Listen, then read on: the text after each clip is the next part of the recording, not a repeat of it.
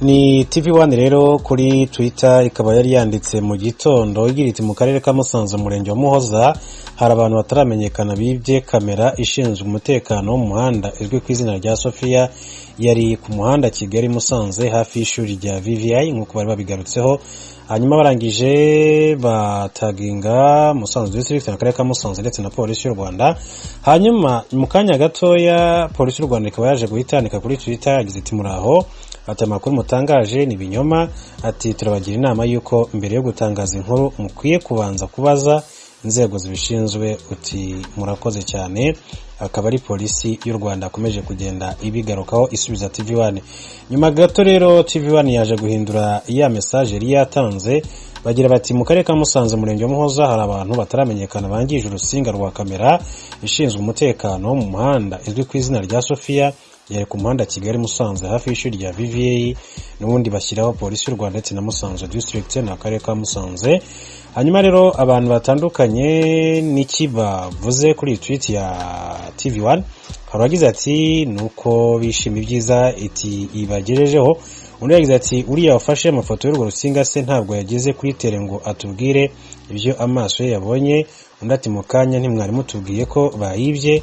Undi ati byarangiye atari byo polisi ibinyomoje.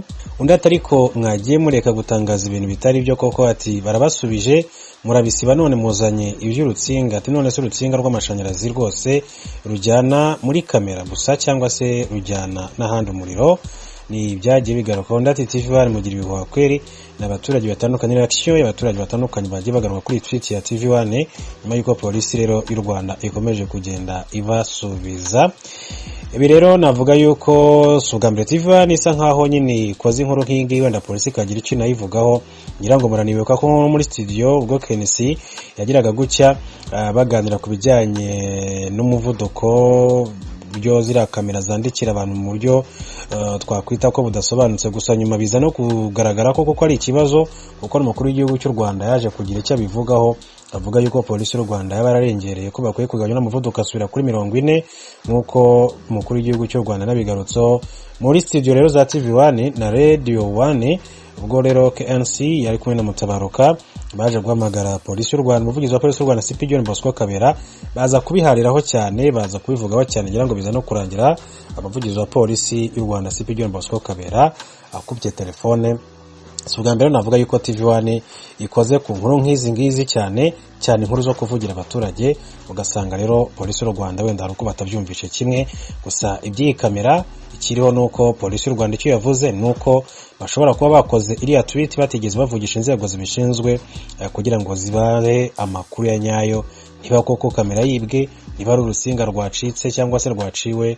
Ibyo byose ntabwo bari bigeze babaza inzego zibishinzwe kuko nyuma y'igisubizo polisi yatanze ntabwo TV1 igeze ikora indi reaction, uretse ko reaction yakoze ari ukuvuga yuko ari urusinga rwagize ikibazo. Tuve kuri inkuru ya TV1 ndetse na polisi y'u Rwanda turebe n'andi makuru atandukanye akomeje kugenda avugwa muri aka kanya. Ngira ngo muribuka yuko Johnson Businge wari ministre w'ubutabera akaba n'intumwa nkuru ya leta y'u Rwanda yaje kugirwa ambassadeur y'u Rwanda mu gihugu cy'Ubwongereza, ariko hari imiryango itarabyishimiye. Hari umuryango witwa Rantos rero ngo ntibigeze wishimira ibyemezo Ubwongereza bwafashe byerekeye umubano w'u Rwanda n'Ubwongereza. Umuryango witwa Rantos wo muri Leta Zunze za Amerika uharanira uburenganzira ubutabera n'uburenganzira bw'ikiremwamuntu bagaragaje ko utishimiye ibyemezo bibiri Ubwongereza baherutse gufata byerekeye umubano wabwo n'u Rwanda. Mu cyumweru gishize ku itariki ya 14 Werurwe 2022 igikomangoma Charles kizasimbura umwamikazi Elizabeth wa kabiri ku ntebe y'ubwami y'Ubwongereza cyatangaje ko kizitabira inama ihuza abakuru b'ibihugu na za guverinoma bigize umuryango Commonwealth izwi nka CHOGM yateganyijwe Kigali muri Kamena. Hanyuma muri icyo cyumweru kandi nibwo ambasaderi w'Ubwongereza Omar Daya yatangaje ko nyuma y'amezi 7 Businge Johnson yemejwe ko azahagararira u Rwanda mu gihugu cye akaba azagira uruhare mu myiteguro ya CHOGM. Rantos Foundation binyujije kuri Twitter ku itariki 21 Werurwe ni ku munsi w'ejo 2022 yatangaje ko kwemerwa kwa Businge n'uruzinduko rw'igikomangoma Charles giteganya i Kigali ari amahirwe Ubwongereza bwatakaje yo kudashyigikira Perezida Paul Kagame w'u Rwanda.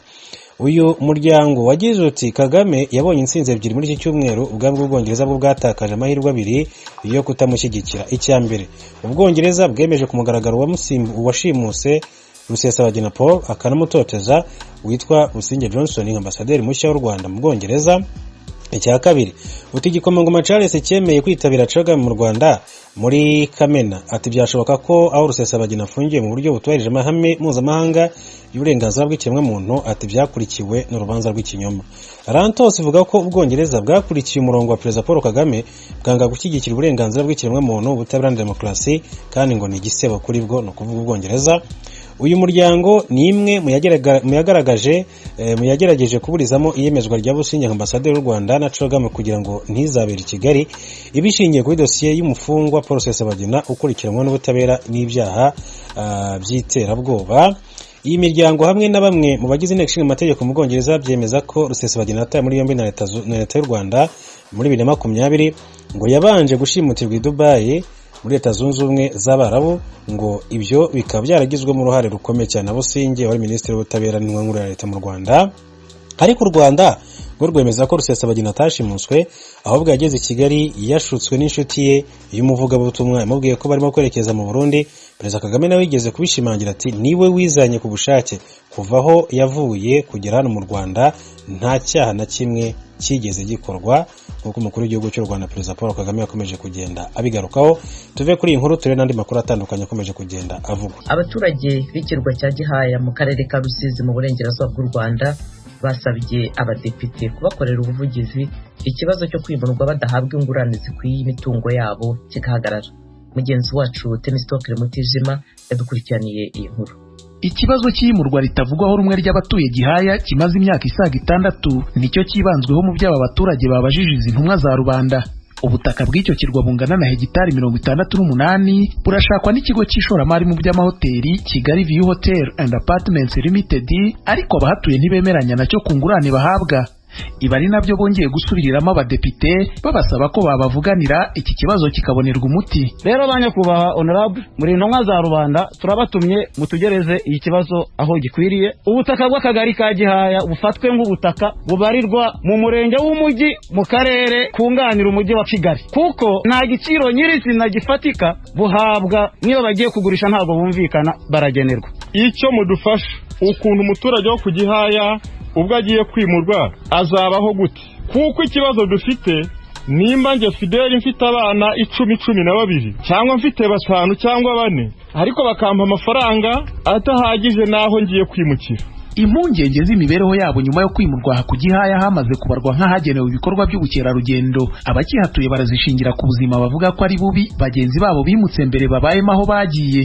Uyu mwana w'umusore umuryango uri mu yamaze kwimurwa avuga ko umuryango wabo ugizwe n'abantu 11 wahawe miliyoni 2.5 ku mitungo bagiraga aho ku Gihaya irimo n'inzu bari batuyemo, ariko ubuzima bwaranze warahagaruka. Ubu ngubu dushikana no mu rugo tukababwira ko bakoze amakosa nyene yo kwimuka, bagatubwira ko twimuwe ku ngufu, kuko basigaye bafata abantu nimba umuntu agurishije hano undi ari hariya hagati bahita kuhatera mu ishyamba. Mu rugo bambwira ko icyabibateye ari ubwo bari bafite ko bashobora kuzashyiramo inyamaswa zikaturya. Tugaragara nkaho turi imfunga ku Gihaya, kuko waje gusura nagarutse n'ubundi kubera ko ubuzima bwakomeje kwanga biba ngombwa ko ngaruka ku Gihaya. Ubu gutya niberaho nyine ni mu nshuti niho nibera, niho nagarutse kuko nabonye ubuzima bwo ku Rusizi ntazabushobora rwose. Mutubabarire abasigaye byibuze nabo ntibazimuke nkatwe, kuko bimutse nkatwe cyazaba ikibazo n'ubundi twazabarushya mwebwe leta. Nta gisubizo gikemura byako kanya ingorane aba baturage bagaragaza zo kwimurwa mu mitungo yabo bahenzwe izi ntumwa za rubanda zatanze. Icyakora Depite Barikana Eugene akizeza abanyagihaya ko bagiye gukora ubuvugizi kuri iki kibazo. N'ubukerarugendo yabivuze yuko buzateza imbere igihugu, kuko mwese mukeneye ko igihugu gitera imbere, ariko nanone abafitiye akamaro igihugu ba mbere ni abaturage. Aho mukavuga muti kwimuka ntitubyanze, ariko bikorwe neza. Umuntu yo gusubira inyuma yo gusubira mu bukene, ahubwo akomeza atera imbere, ko gahunda y'u Rwanda no gutera iki cyo mwifuza mwese. Ubu gisigaye noneho twebwe tuzabakora ubuvugizi, twe turabadepite babavugizi banyu, ariko ntabwo ari cyari ikibazo cyanani. Ibikorwa byo kwimura abaturage ku kirwa cya Gihaya birareba abasaga 1400 bibumbiye mu miryango 215. Ni muri gahunda y'ishoramari ryo kubaka kuri iki kirwa batuyeho hoteli ijyanye n'igihe, ariko abahatuye bakifuza ko bahabwa ingurane yabashoboza kubona ahandi batura. Ibitari ibyo naho abagihari bagasaba ko uwo mushoramari yaguma naho yamaze kugura nabakabarekeraho batuye ubu. Kubera hoteli azubaka ni ingirakamaro. Nimba bishoboka ni icyifuzo cyacu bitewe n'amafaranga yaduha atafatika, mwatubera amaso akagumiwe natwe tukaguma ikiyacu gice. Ibibazo nk'ibi by'ingurane zitavugwaho rumwe hagati y'abashoramari, inzego za leta n'abaturage si umwihariko wa Gihaya ya Rusizi, ahubwo biboneka hafi mu bice byose by'igihugu. Nk'ubu kuva mu 2017 kugeza na n'uyu munsi, bamwe mu bagize imiryango yari ituye muri Kibiraro na Kangondo ho muri Nyarutarama mu mujyi wa Kigali baracyasiragira mu nkiko ku bibazo nk'ibyo by'ingurane z'imitungo yabo batumvikanaho n'ubuyobozi bw'umujyi wa Kigali.